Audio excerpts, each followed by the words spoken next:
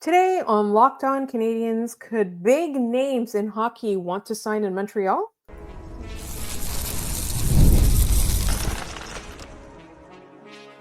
You're Locked On Canadiens, your daily podcast on the Montreal Canadiens, part of the Locked On Podcast Network, your team every day. Hi there, everyone, and welcome to another episode of Locked On Canadiens. As you know, we are free and available wherever you get your podcasts, as well as on YouTube as part of the Locked On Podcast Network, where you get your team every day, and we've got a lot to talk about. Today's episode is brought to you by FanDuel. Right now, new FanDuel customers can get $150 in bonus bets if your first $5 bet wins. My name is Laura Saba, also known as the Active Stick, and I'm joined, as always, by the wonderful Ian Boisvert, also known as Maybe It's Ian, and we are hyped after, the Four Nations games that we were not even excited to watch in the first place. Yeah, it's really funny how quickly my opinion of this tournament shifted as soon as the game started, which I think was looking back on it, that was always the most likely outcome, right? That we would make fun of the tournament being sort of just a piecemeal. The way that we've put it on this show is basically, here you go. That's just the NHL just throwing a tournament at us to make us be quiet. And then the second the play started, you remembered how fun best on best men's hockey is. And, it just makes you remember that we're doing this again a whole bunch in the future. If there's one complaint I have, the off days.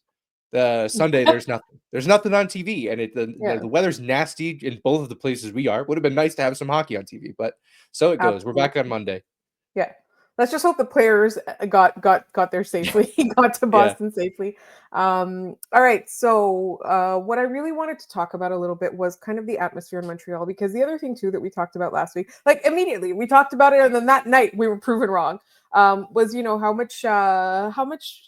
how little excitement there was around the city, or how little buzz there was around the city for this tournament, which we turned out to be wrong, to be honest. Like for me, I was not expecting that much hype for the Canada-Sweden game. I was expecting that much for the USA-Canada game, given what's going on. But I went to the Sweden-Finland game in the afternoon on Saturday, and that was pretty. Like, it wasn't fully sold out, but it was really, really exciting. And I think the key thing that I do want to draw out from here is I was really hoping that the excitement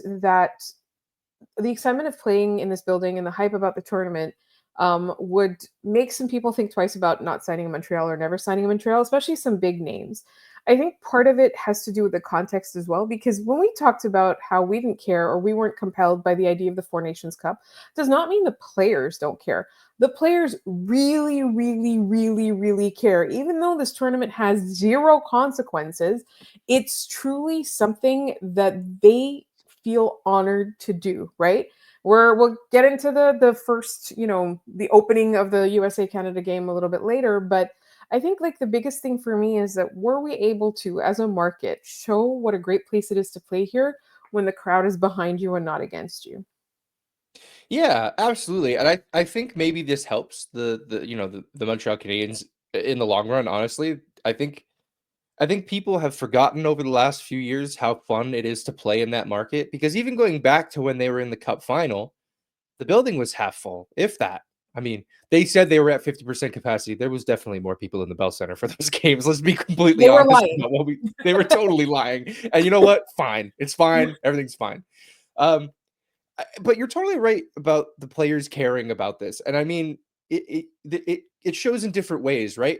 It shows in the fact that the start of the Canada-USA game on Saturday, the first 9 seconds, we had 3 fights, 2 of which involving Tkachuk brothers, which is just about what you should expect from a game like that. But it also shows in the fact that like a guy like Thomas Harley was about to get on a plane to go on vacation, and Canada called him and said, "We might need you," and he dropped it and he went to that game. And I thought he played really well for what it's worth. I thought Thomas Harley was really good in that game for a guy that just stepped off of a plane and is playing in the biggest game of his life so far without practicing with his team a single second. I thought that those things showed and proved that guys want to play in this tournament. The hockey's been so good. It's so good, especially, yeah. Okay. I have some questions. Canada's hockey has not been great. I have some questions a little bit later. Yeah, and reasonable questions. And I think what's sort of what goes to show even more that this tournament matters is that after the Canada game where they lost to the United States and they scored once and none of the lines seemed to have a ton of chemistry, we're starting to wonder if John Cooper is the right coach for this team at the Olympics. And we wouldn't, like, if this tournament didn't matter, we're not having that conversation, right? If this tournament had no juice and there was nothing in there that mattered, we'd be like, well, he's going to be at the Olympics. It doesn't matter. No, we're watching this as a tune-up for the Olympics, essentially being like, okay, this is the group you're going to have. Can you do it? And I'm starting to wonder if he can do it. I mean, I posted something on Blue Sky about it, and you said John Cooper was done like 3 years ago, and the rest of the hockey world is just finding out. And I think that's not too far from the truth, to be honest. He lost. Okay. What did you say? He lost what? The Leafs. The Leafs in the playoffs. That should have been like a non-starter for him to be Canada's coach. That's where it started, right? So it would be disingenuous for me to say he's been over for 5 years because he won, a bunch of Stanley Cups, one of them against the team that I root for, right? He won some fake cups. Don't worry about it. He won a COVID cup and another COVID cup. Asterisk on the Lightning. Yeah. But that was the thing too, was that yes, it's true that he was the coach that brought Tampa into contention. He was the coach like all along that, the near misses, the like almosts and the upsets, but then the actual 2 Stanley Cups in a row. I totally understand and I agree. But the thing that happens, especially with a game like this, is that it does evolve. So if you have been the coach for 10 or 15 years, like the game changes every 5 years, right? So now it's evolved. And to actually have the shape, like Dominique Ducharme did not lose to the Toronto Maple Leafs, right? So that's when it started. And what it looks like is he doesn't have any fresh ideas, right? And the thing is, like him being the head coach of Canada, like, do you think there would have been so many Lightning picked for Team Canada if he was not the head coach, right? And him playing that team as if it was his home NHL team, like the decision making there, like out of all of the Lightning, like Cirelli was the only one who deserved to be there. Really, let's be honest. Okay, I would put Braden Point on that team. Okay, but Brandon Hagel, what the heck are we doing? Like that's. Right. I'm sure he's a lovely guy. They're just fine. Like they're just he's having a point per game year, right? So fine, or a little bit over a point. But every other other on this team, every other player on this team is that. And like Hagel was getting like every other shift in the dying minutes of the third period. I was like, man, what are you doing? You have McDavid and McKinnon and Crosby and Marner blew it with the extra attacker, which was fun to watch. Honestly, I kind of hate the idea of cheering for this player because the lights get brighter and he shrinks every time. Yeah, I really hope they don't bring him to the Olympics or they sit him. Yeah, I don't know, like, yeah, I just don't know, like, what the point is with giving a player like that. It you know what it screams? It screams Chris Kunitz, right? Yeah, it screams Chris Kunitz from the Olympics, but like. Yes. That worked. When Claude Giroux could have played with Sidney Crosby, but no, I didn't get that. I got Kunitz. No, and Kunitz wasn't great, but they won anyway. Like this team should win anyway. But the thing is, like, there's two. Like, you're telling me, and I'm going to have to go and take 3 showers after I say this. You're telling me that this year's Tom Wilson did not belong on this team? Do not take him to the Olympics. I've been yelling and screering that Tom Wilson should have been on this team. He's got 24 goals in the first half of the season. He's the year you choose Tom Wilson for Team Canada because you're not gonna be able to do it in the Olympics. It's the other thing too, where people were making that point after Tkachuk and the Tkachuk started their fights, and like that's not because in the Olympics you're not going to get away with that, right? Like in the Olympics, if you take tough, you are the stupidest team on earth, right? And I'm worried that the way that the Canadians are organizing their team and allowing John Cooper his bring your dirty ass players to these tournaments. I'm just a little bit nervous. Like I don't want to see that kind of thinking because in the Olympics you have to take the literal best player. And if next year Tom Wilson is more than a point per game, I'm like, go for it. You know what I mean? Yeah. But these petty little, he didn't go to the World, so he's not going, or some guy who's like literally always deep into the playoffs doesn't get a shot at coaching this team. Like you guys, like honestly, Team Canada has to give Jared Bednar a call. Yeah. No, and That's all look, I'm saying. I like, as I've stated a few times on the show, I don't really have a rooting interest in this. It's always felt weird for me to cheer for Canada. I was born in the States, but my family's Canadian, so I really have a hard time cheering for the States. So, but I'm watching this going, I think we need Canada to lose this so that Yes. when the Olympics come around, they get rid of the Canada brain, which is that you guys have to go to Worlds every year. Who cares about Worlds? No one cares about Worlds. You know how I know Imagine that? We've been talking about the return of best on best hockey, and no one mentions the Worlds because it's not that. It doesn't matter. Well, that's the thing too. It's like, and I don't know that Nick Suzuki would have been the solution. I truly don't. But how many other guys like Nick Suzuki are there that they left off for a petty reason like that? Like that's the part that bothers me, right? And so we're getting way into way too deep We got into fired this. up. Yeah, but the problem with Team Canada is, I know because I cheer for Team Canada, is that they lose this tournament. They're not going to take a lesson from that, right? Team Canada does not learn that you do not need grinding players in the Olympics. In the Olympics, you need the literal most skill you possibly have. If you can give Patrik Laine citizenship, you will do that and take him with you to Team Canada. Thomas Like, Harley is an American. He was there you born in go. Syracuse, but the Americans left him off their World Junior roster, and he has Canadian parents, so he said, "I'll just go play in Canada." Like, that's hilarious. The fact that that doesn't get It's a lot great. of play is really funny to me. It's really great. All right, we're going to talk a little bit more about the tournament. We're going to talk about our player, Patrik Laine, and that is coming up in just one moment here on Locked On Canadiens.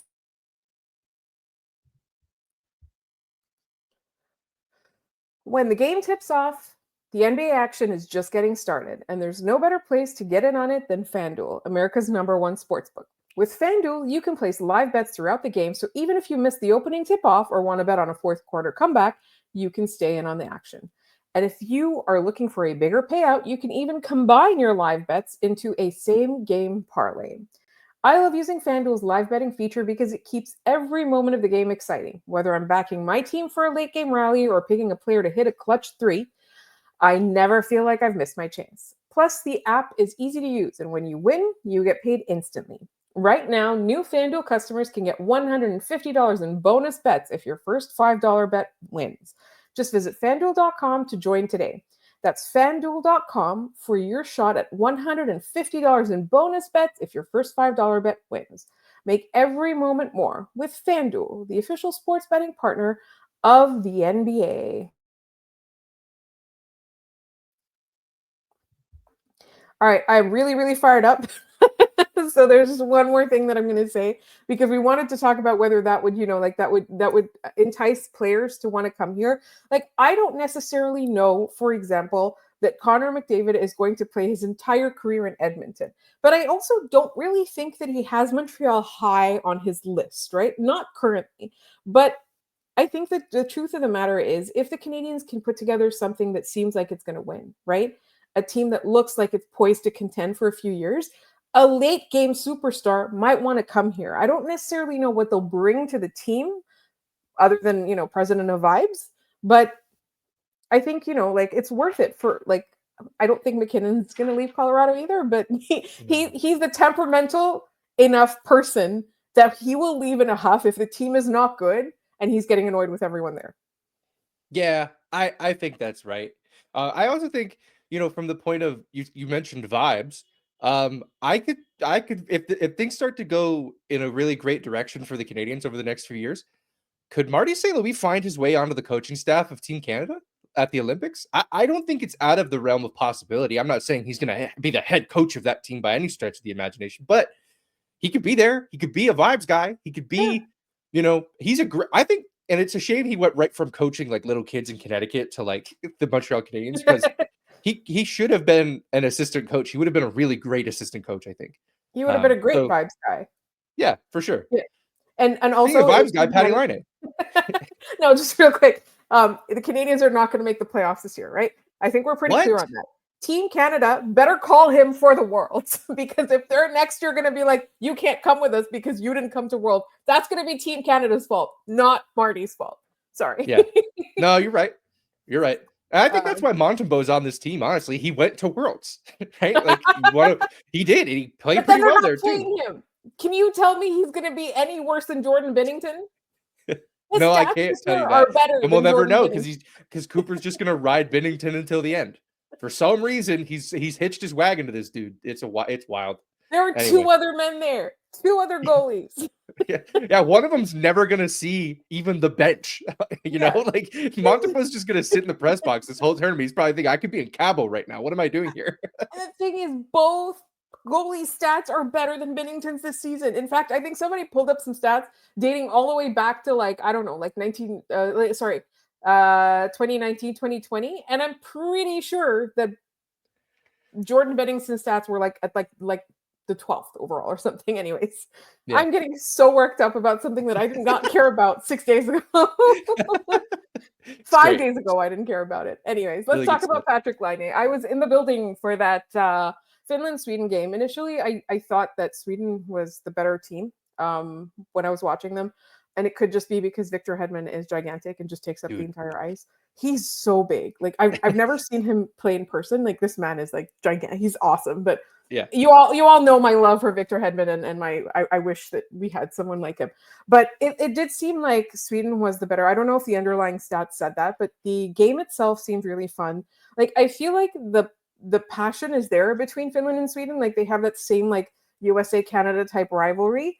They just have a little bit more class about it, I think. It feels well, like... I don't know. After the game, Patrik Laine said, I guess we're the big brother now. Like it can get nasty. And I think it's especially nasty because a guy like Patty is there who's just gonna say whatever comes to mind. He's gonna be honest. That's what I like about him, is that he always speaks his mind and he's never lying. Yeah. And he can talk his crap. He played great in that game against Sweden. 2 assists. I thought the first one was especially nice to see because it's not a particularly like that's not a play that you think Laine has in his bag. He's on the boards and he kind of just chips the puck out off the wall and sets up a 2-on-1 the other way. That's not really something you would see from Patrik Laine. I thought the power play assist to Mikko Rantanen was beautiful. He's sitting there, everyone in the building thinks he's going to shoot, and he recognizes he has a clear passing lane to one of the best players on the planet, which is hilarious. Maybe don't leave that guy wide open.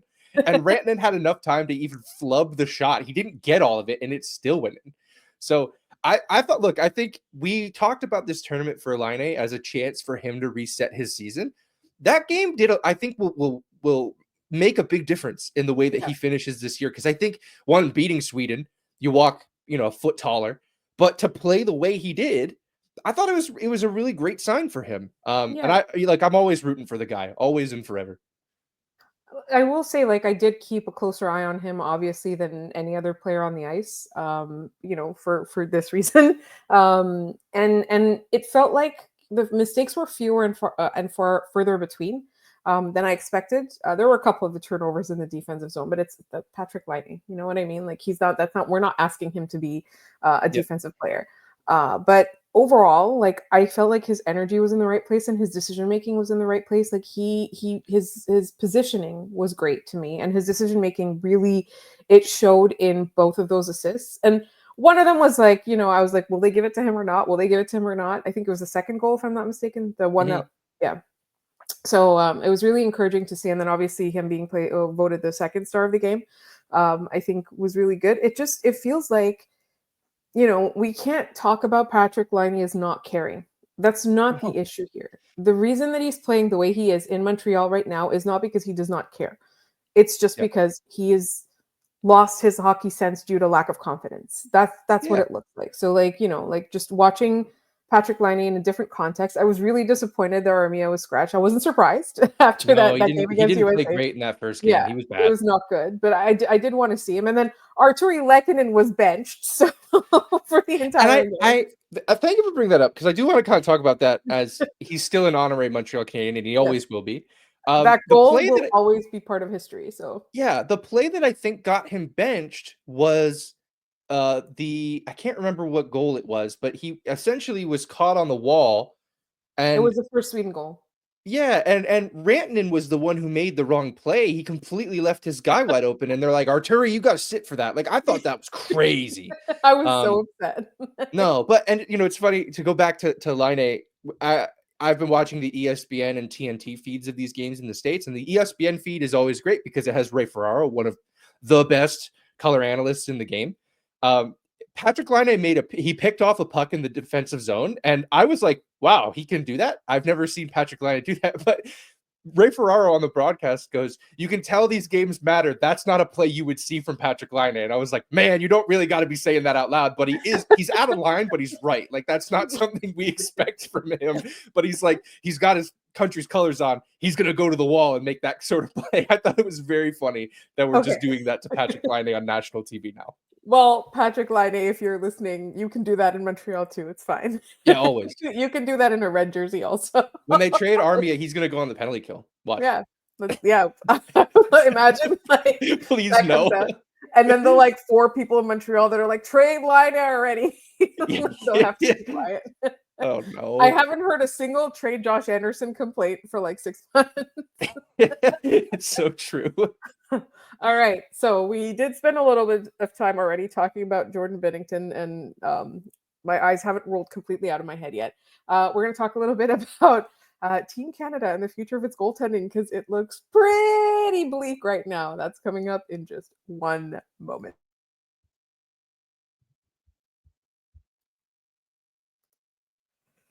In sports, having a winning strategy is everything. It's how the best teams make it to the Super Bowl, the World Series, and the Olympics. The same goes for life. Having a strategy like life insurance from SelectQuote can protect your financial legacy and keep your family's future secure. SelectQuote makes it easy to find the perfect fit life insurance policy. As one of America's leading insurance brokers with nearly 400 years of experience, they've helped over 2 million customers find $700 billion in coverage since 1985. What sets SelectQuote apart is their personal touch. Unlike other brokers that offer one-size-fits-all policies, their licensed agents tailor coverage to fit your unique needs. If you're in good health, you might even qualify for same-day coverage of up to $5 million with no medical exam required. And it's more affordable than you'd think. You can get up to $1 million in coverage for as little as $20 a month. Get the right life insurance for you for less at selectquote.com/lockedonnhl. Go to selectquote.com/lockedonnhl today to get started. That's selectquote.com/lockedonnhl. SelectQuote. They shop, you save. Speaking of having the right insurance policy to protect your legacy, Team Canada has some decisions to make when it comes to goaltending. And the thing is, a goalie cupboard is extremely bare. It's not just the fact that a lot of other nations have invested a lot in goaltending. It's that Canada does not seem to have the bright prospects in its future, and particularly not in time for the next Olympics. And this is not to crap on Logan Thompson. It's not. That's not it. It's just that like Team Canada used to have players like Carey Price. Mm-hmm. Roberto Luongo. Roberto Luongo, right? They don't got those anymore. I saw a post that I wish I could give the person who posted it props, because it is one of the funniest things I've seen over the last 2 days, which is that every kid grew up in Canada wanting to be Sidney Crosby, and that's why they don't have any goalies. And I don't think that that's 100% true, but I think there's some level of truth to that. Like the fact that they just haven't put a lot of thoughts into goaltending. Now, I will say they thought they had the guy in a former Philadelphia Flyers goaltender who is no longer in the National Hockey League for reasons that should be obvious to everyone, in Carter Hart. That they kind of hitched everything to that wagon, right? And they're very much reaping the rewards of not having another plan. They're not going to grow a goalie over the next, little while. There's some thoughts that Joey Decord might be able to, because he's one of those guys who I think has dual citizenship.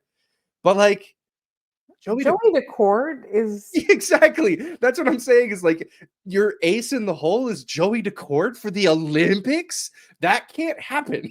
So Logan Thompson better go to the Worlds this summer. Even if Washington's playing, he better get on that plane and go over to Europe, because we need him.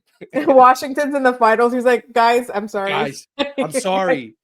They told me I wouldn't get, and they wouldn't put me on the Olympic team if I didn't go to Prague. Like I don't know. That's crazy. Because the thing too is that Logan Thompson would be adequate if Team Canada made the right decisions. If At all other positions, Team Canada took the right people, the best people, and hopefully they're not injured, blah, blah, blah.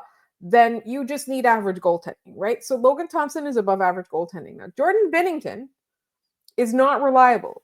He won the cup like a million years ago. It was pre-pandemic that St. Louis won the cup. So like that's a different era. You know, it's been 5 years. Hockey's evolved past the need for Jordan Binnington. There's been a pandemic happened in between when they won the cup. Yeah, there you go. So hockey has evolved. So no need for John Cooper. No need for half the Tampa Bay Lightning that got to go to the Four Nations.